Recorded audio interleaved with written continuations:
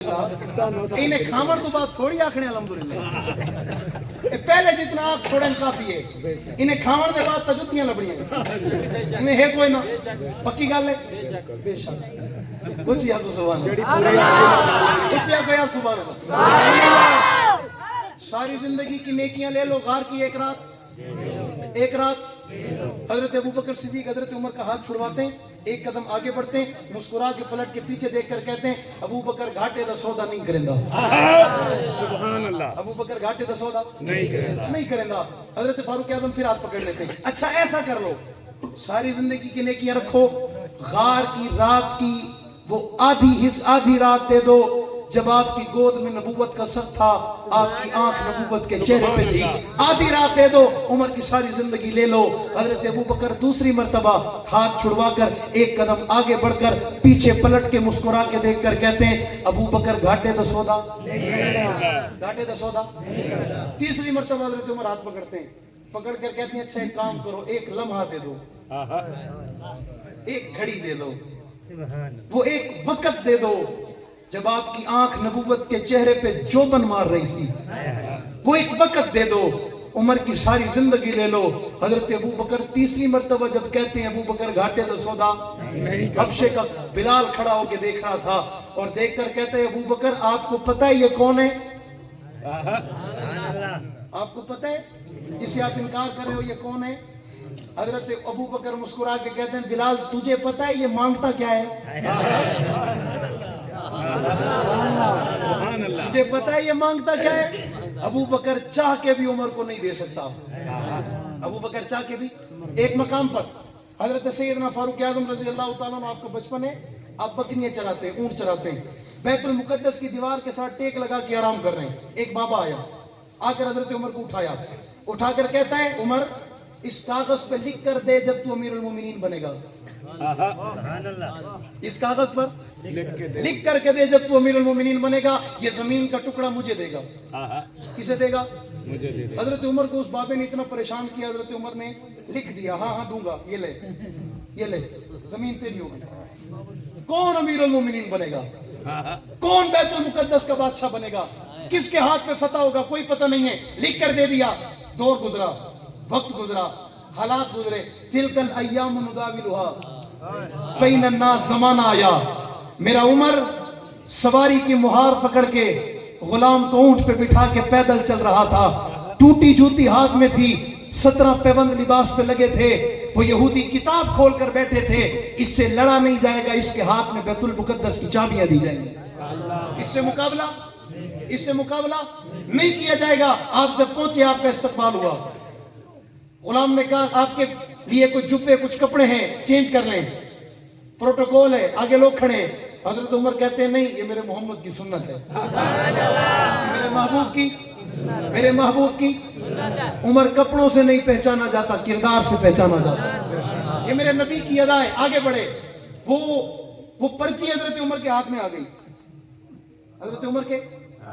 आपने उस पर्ची को पढ़ा उसे लपेटा वापस हाथ में दिया कहते हैं उमर के बस में नहीं है उमर के इख्तियार में साथियों ने पूछा अमीरुल मोमिनीन खैर थी कौन सी ऐसी चीज है जो तेरे बस में नहीं है 21 चकवालों मैंने बड़ा जुमला कहा कौन सी ऐसी चीज है जो तेरे बस में हवा तेरे बस में है पानी तेरे बस में है आग तेरे बस में है कौन सी चीज है जो तेरे बस में नहीं है हजरत उमर कहते हैं ये है पर ये नहीं है ये पूछा खैरियत थी कहते हैं बचपन था छोटा था बकरियां चराने आता था यहाँ टेक लगा के बैठा करता था एक बाबा आ गया था उसने पर्ची दी थी लिख कर दे अमीरुल मोमिनीन बनेगा ये टुकड़ा देगा मैंने कहा ये मिल्कियत इस्लाम की है उमर की नहीं किसकी मिल्कियत है इस्लाम की मिल्कियत है उमर की नहीं है उमर नहीं दे सकता उमर का इख्तियार नहीं है ये वो उमर है 22 लाख मुरब्बा मील का अकेला तले तना हुक्मरान है एक बादशाह ने एक शख्स भेजा हजरत उमर को कत्ल करने के लिए क्या भेजा जाओ कि कत्ल करके आओ बड़े तंग है उमर से बड़ी हिकमत अमली है इसकी बड़ी तदबीरें हैं बहुत मसाइल पैदा किए हुए इसने जाओ कत्ल कराओ वो आया और उसने आकर मदीने में पूछा मुझे बताओ امیر المومنین کا گیسٹ ہاؤس کدھر ہے؟ امیر المومنین کا وزیر اعظم ہاؤس، ایوان صدر، انہوں نے کہا یہاں ایسا کچھ نہیں ہوتا، یہاں ایسا کچھ نہیں ہے، یہاں ایسا کچھ بھی نہیں۔ اچھا یہ بتاؤ امیر المومنین کدھر ہے؟ انہوں نے کہا جنگل میں بکری چرا رہا ہوگا، جنگل میں وہ جنگل پہنچا، بڑا عجیب منظر ہے، حضرت عمر بکریاں چرا رہے ہیں، تپتی دھوپ ہے، شدید گرمی ہے، حضرت عمر بکریاں چرا رہے ہیں، اور اس بے ایمان نے سوچا کچھ دیر بعد یہ سایہ دار درخت ہے، عمر اس کے نیچے آ کر آرام کرے گا، بیٹھے گا، وہ پہلے سے درخت پہ چڑھا، درخت پہ چڑھ کے بیٹھا، حضرت عمر آئے، آ کر آپ نے درخت کے نیچے ایک پتھر سر کے نیچے رکھا اور سو گئے۔ اس نے موقع تلاش کر کے نیچے اترنے کی کوشش کی، جنگل کی گھاٹی سے ایک جانور نکلا، جنگل کی گھاٹی سے ایک درندہ نکلا، بعض علماء نے لکھا شیر تھا، آیا اور آ کر حضرت عمر کے ساتھ اس درخت کا طواف کرنے لگا، چکر کاٹنے لگا، گھومنے لگا۔ یہ بے ایمان اور ڈر گیا، اس سے تو بچ جاؤں گا، اس سے کون بچائے گا،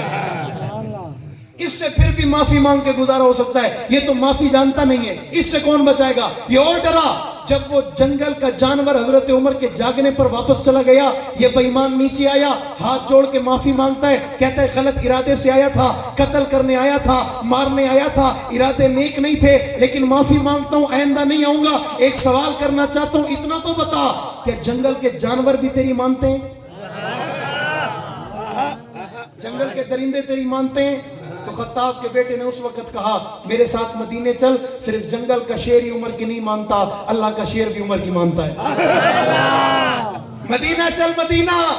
صرف جنگل کا شیر ہی عمر کی نہیں مانتا، اللہ کا شیر حیدر کرار بھی عمر کی مانتا ہے۔ میرے ساتھ مدینے چل، یہ اعزاز عمر کا تھا کہ جو تھرتھراتی زمین پہ درنا مار کے کہتا تھا عمر تجھ پہ انصاف نہیں کرتا، زمین کانپنا بند کر گئی، آج تک مدینے میں زلزلہ نہیں آیا، یہ اعزاز عمر کا تھا۔ مدینے میں باڑ میں لگی آگ، عمر نے دیا رومال، جاؤ بجھا کرو، صحابی لے کے دوڑ پڑا، آگ کا بجھا دیا گیا، آج تک مدینے کے پہاڑ سے دوبارہ آگ نہیں نکلی، یہ اعزاز عمر کا تھا۔ دریا کو خط لکھا، آج دریا میں پانی موجود ہے، شاعر مشرق علامہ اقبال عمر کی اس ادا کو دیکھ کر لکھنے پہ مجبور ہو گیا۔ زینت کے خزانے کو الماس کہتے ہیں، لگے طلب پانی کی اسے پیاس کہتے ہیں، یوں تو سب کی پیاس بجھاتا ہے دریا، جو دریا کی پیاس بجھائے اسے عمر بن خطاب کہتے ہیں،